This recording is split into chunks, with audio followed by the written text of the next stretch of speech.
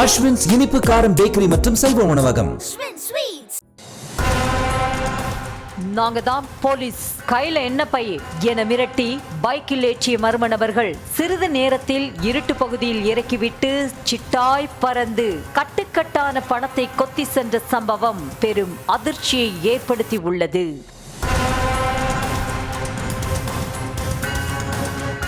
சென்னை அடுத்த செம்பாக்கத்தை சேர்ந்த சுஹைல் அகமது என்ற நபர் பாரிஸ் பர்மா பஜாரில் செல்போன் கடை வைத்து வியாபாரம் செய்து வரும் நிலையில் தொழிலை பெருக்குவதற்காக தனது வீட்டை அடமானம் வைக்க முடிவெடுத்ததாக சொல்லப்படுகிறது. பாரிஸில் உள்ள தனியார் வங்கியில் வீட்டு பத்திரத்தை அடமானம் வைத்து 70 லட்சம் ரூபாய் பெற்றுக் கொண்டதாக தெரிகிறது. 70 லட்சம் ரூபாய் பணத்தை கடையில் வைப்பதை விட வீட்டில் வைப்பதுதான் பாதுகாப்பு என எண்ணிய சுஹேல் அதனை தன்னிடம் வேலை பார்க்கும் ஆகாஷ், பிரவீன் ஆகியோரிடம் கொடுத்து அனுப்பியுள்ளார். ஆகாஷும் பிரவீனும் பணப்பையுடன் ரயிலில் சென்றதை நோட்டமிட்ட மர்ம நபர் ஒருவர் அவர்களை பின்தொடர்ந்து சென்றிருக்கிறார்.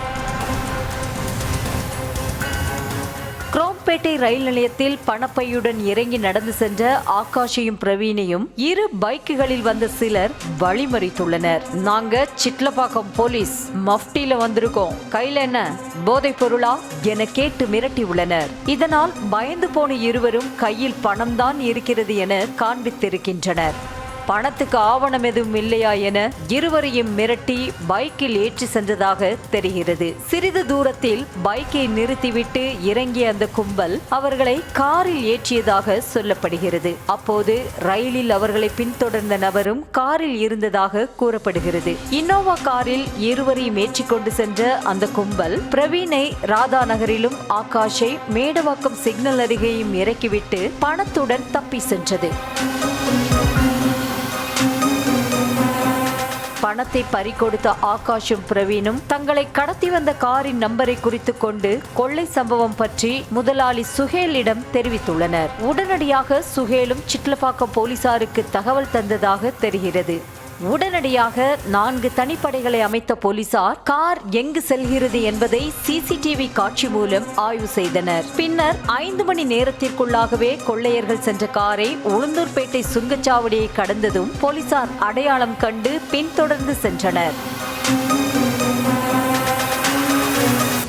அதனை அடுத்து திருச்சியை சேர்ந்த கொள்ளையர்கள் ஸ்டாலின், ராம்குமார், மணிகண்டன் மற்றும் பெரம்பலூரை சேர்ந்த ராஜேந்திரகுமார், அருண்குமார் ஆகிய 5 பேரை கைது செய்தனர். கொள்ளையடித்த பணத்தில் 13 லட்சம் ரூபாய் மட்டுமே கைப்பற்றப்பட்டதால் மீதி தொகை குறித்தும் போலீசார் விசாரணை நடத்தி வருகின்றனர்.